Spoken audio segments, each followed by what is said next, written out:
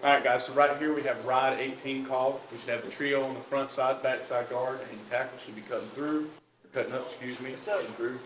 All right, let's see, so we got a one technique, 5-5-5. Hey guys, what's going on? Nothing much, just watching a little football film, you know? Were y'all Little zone teach tape. y'all weren't making fun of Coach Hall, were you? No. All right, well, guys.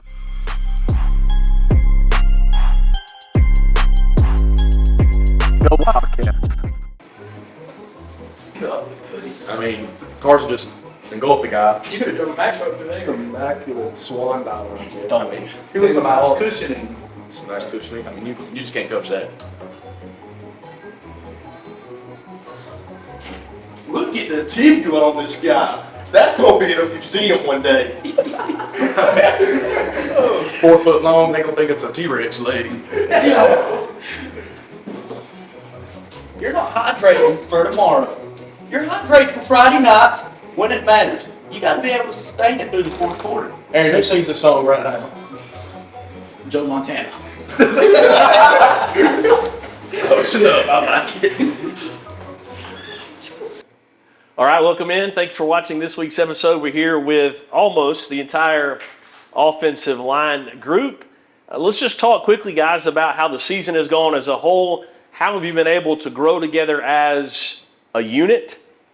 TJ, something come to mind? I think as a team, like, we have a better emotional connection than we have over the past few years, and it makes it easier for us because on Friday nights we're able to trust each other more, and we're able to do these things easier because we know that if we have to leave it up to another guy, then we can trust them. So, like, if Carson has to go out, then I can play for his position, and Brady can come in and play for me, and we can all trust that we have each other's backs. And, like, I think it's because we have more of a deeper connection, and we do more stuff together rather than just come to practice, show up and leave and don't talk to each other. I feel like that's something that our coaches have kind of preached, and that we've all started kind of try to pitch in to do is better relationships. Okay, Gage, you're the center in all of this. Get things going. Talk to us quickly about the run game kind of as a whole. What's it take to work together as a unit to then pave the way for the running backs, how you'll work together and all that? Speaking of the run game as a whole, going from a power counter system as last year to the new wide zone and stretch offense this year, you know, it's like left hand, right hand, two very completely different things, you know. It's I wouldn't say it's impossible, but it's a very hard system to adapt to and pick up. But once you do, it is very beneficial, as you've seen Friday night, and it requires a lot of trust and connection, like TJ had just said previous, in your offensive line, because there's constantly combos and going stuff through upfield, and it takes a lot out of it's instead of just being one-on-one with somebody, it takes a whole unit versus their other defensive line unit, as opposed to just being one-on-one, like I just said. All right, guys, let's go back to the most recent game. Played a great opponent in Fayette, but ended up running the ball almost all night. 4 pass attempts on the evening for Caden. So just toss out a few things why this past game was maybe one of your most successful games. We had a great game plan. We started off with watching film, figuring out what they're going to run, what we're going to run, and we just executed that night better than previous nights, and it all came together for us. I feel like this was our best, we were prepared best for this game out of all of our other games. Awesome. I think throughout the year, everything we do in practice, we keep the same. And in some areas, we get better as we go on, but we're not getting negative in anything we do. Okay, cool. And also, a big thanks to our coaches, because they do a lot more than what happens outside, and what goes on inside the thing is completely different. Because they constantly think of new things, constantly developing our offense to make it harder to learn, which in turns can apply to the field. So if we put in the effort to learn it, then it makes our team grow stronger, because it makes it so much harder for other people to be able to kind of get a look on us. So just a big shout out to them. Okay, guys, thanks for your hard work this season thus far. We wish you the best moving forward. Let's all look at the camera and close this out. 1, 2, 3. Go Wildcats!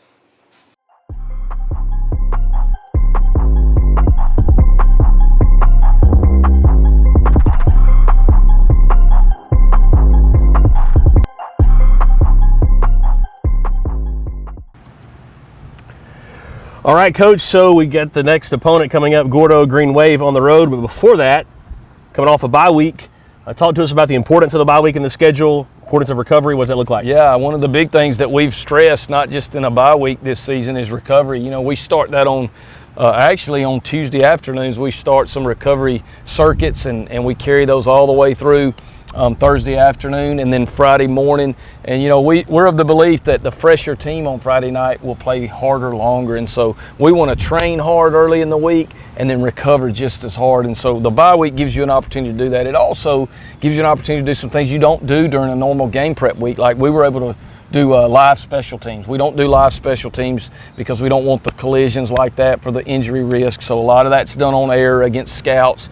But in a bye week, you can do that. We can also do some, you know, you can look back and reflect on the first part of the season and say, okay, let's try this guy here or this guy here, and let's see if we can get a little more out of this kid if he's in this spot. So it gives you some time to do that.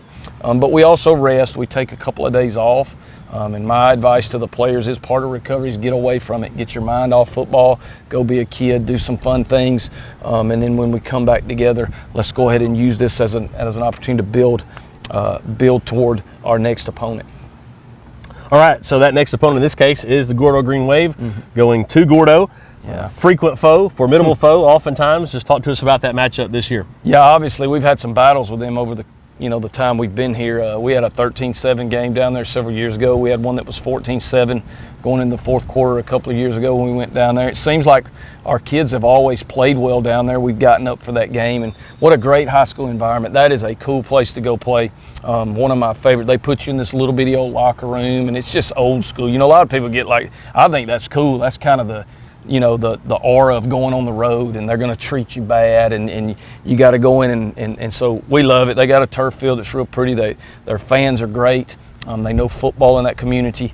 They've always got great players, great coaches. But for us, that's just kind of one of the I like to go there and compete. They're a state contender team every year. You know, and for us here at Oakman, we want to play the best, and they have traditionally been amongst the best. So we're excited about that. They have two really good running backs. I think that we'll have to contain a little bit. They're really good up front on defense. Number 7 is a fantastic. I think he's number 2. I'm sorry, number 2 is a fantastic player, big physical defensive end. We'll have our work cut out in terms of managing them up front, but again, it's just a challenge and an opportunity. I like the way we prepared. We'll go down there and give it a shot and walk out of there proud of what we do, I think. All right, close us out. Yep, go Wildcats.